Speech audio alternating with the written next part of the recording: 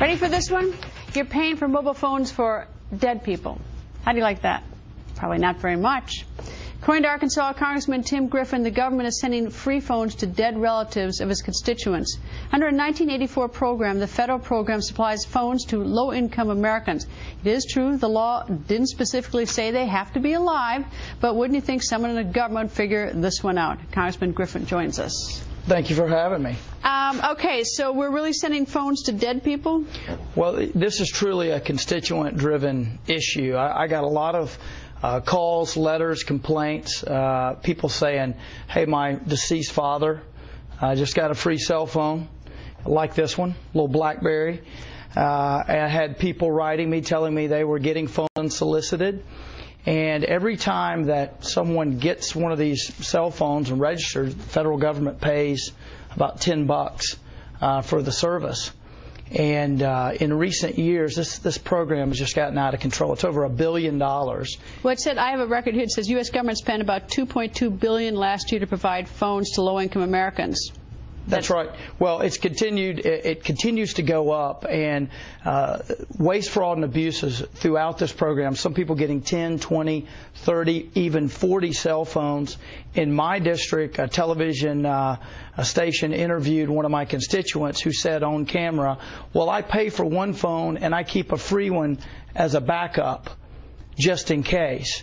And so there have been a lot of problems with this program. But beyond that, I think the issue is, where do we draw the line? It would be great if everybody had an iPad. Are we going to buy everyone an iPad? But I think it's worse than, I mean, I looked a little bit deeper, and the Federal Communications Commission, that's a government, said that 41% of the nearly 6 million people who get these phones don't meet the requirements. That's right.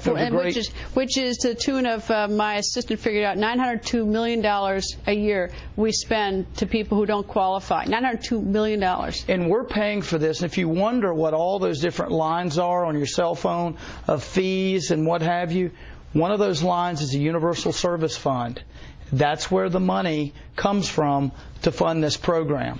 All right. Now, look, I mean, without even getting into whether it's a good program or a bad program or whether we should have it or not, I think that it's clear that the 41% who don't qualify should be getting a phone. If you get a phone and you're not supposed to have it and you use it, I mean, you're essentially stealing. I mean, or you apply for one and you lie on the application saying you're below the federal poverty level, that's also a crime. Sure. I mean, is anyone like, we have all this waste and fraud with $902 million a year, and there's been no effort to try to clean this one up. None. What my legislation does is it takes it back to the program's roots when it was landline only. So if you're shut in your home and you need a landline, the program originally was intended to provide that for folks. It was only expanded to cell phones about 6 years ago, and it's just gotten out of control. You would think we could save enough in that area to fund White House tours, don't you think? That's a whole other issue. I mean, you know, I sit here night after night and see all the incredible waste and fraud, and I see everyone scrambling on this sequester, trying to find $85 billion, and every night we can find $1 billion just sitting here. Sure. If we just looked around, you know, so it's sort of hard to be sort of, you know, I mean, there doesn't seem to be anyone. I mean, I'm glad you're doing this, but there isn't much aggressive search to clean up the waste in this government. What's been frustrating for me, to be frank with you, is I thought this would be a no-brainer.